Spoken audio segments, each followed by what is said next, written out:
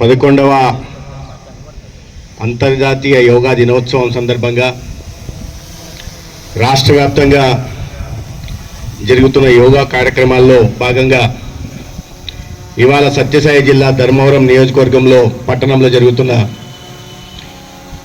ఈ యోగాంధ్రలోని యోగా కార్యక్రమంలో పాల్గొంటున్న మిత్రులందరికీ నమస్కారం.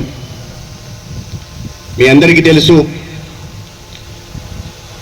గౌరవ ప్రధాని నరేంద్ర మోడీ గారు 2014వ సంవత్సరంలో ప్రధానమంత్రి అయిన తర్వాత యోగాని ఒక ప్రత్యేకతగా గుర్తించాల్సిన అవసరం ఉందని చెప్పి ఐక్యరాజ్య సమితిని కోరడం, ఐక్యరాజ్య సమితి 2014 జూన్ 21 నుండి యోగాని ఒక అంతర్జాతీయ దినంగా ప్రకటించడం కూడా జరిగింది. ఒక చిన్న ప్రారంభం ఇవాళ 170 దేశాలకు పైగా జూన్ 21న అంతర్జాతీయ యోగా దినోత్సవం సందర్భంగా అనేక మంది మన దేశానికి సంబంధించిన వారే కాకుండా అనేక దేశాల పౌరులు యోగా కార్యక్రమంలో పాల్గొంటున్నారు.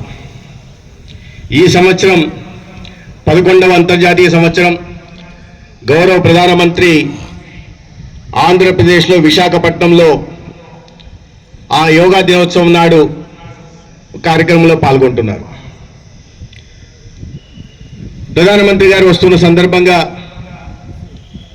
ఈ కార్యక్రమాన్ని చాలా ప్రతిష్టాత్మకంగా నిర్వహించాలని, దానికోసం పెద్ద ఎత్తున ఏర్పాట్లు గౌరవ ముఖ్యమంత్రి చంద్రబాబు నాయుడు గారు, ఉప ముఖ్యమంత్రి పవన్ కళ్యాణ్ గారు రాష్ట్ర వ్యాప్తంగా చేస్తున్నారు. దాంట్లో భాగంగానే 4 రోజులుగా మనం యోగా కార్యక్రమాలను జరుపుకుంటున్నాం. దీని వెనుక ముఖ్య ఉద్దేశం ఏంటంటే, యోగా పట్ల అవగాహన ఈ రకంగా రాష్ట్ర వ్యాప్తంగా కూడా జరుగుతున్నాయి. దీని వెనుక ప్రధాన ఉద్దేశం ఏంటంటే, 21వ తేదీ జరిగే అంతర్జాతీయ దినోత్సవానికి ప్రజల్ని సమాయత్తం చేయడం, దాన్ని మరింత ప్రతిష్టాత్మకంగా చేయడం, ప్రపంచంలోనే యోగా ఒక ఆంధ్రప్రదేశ్లో ఇంత పెద్ద ఎత్తున జరిగిందని ఒక మైలురాయిని నిర్మించాలనే ఉద్దేశంతో ఈ ప్రయత్నాలు జరుగుతున్నాయి. ముఖ్యమంత్రి గారు ప్రధానంగా అత్యంత ప్రతిష్టాత్మకంగా వీటిని నిర్వహించాలనే వారు ప్రయత్నం చేస్తున్నారు. ఏ రోజైతే యోగా దినోత్సవం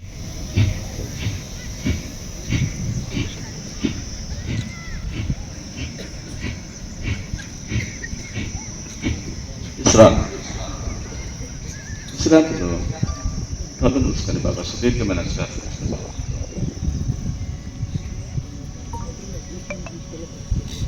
మరొక మారు 20 నుంచి 30 సార్లు గాలి ముట్టే ప్రయత్నం చేద్దాం. కపాలపతి మరొక మారు.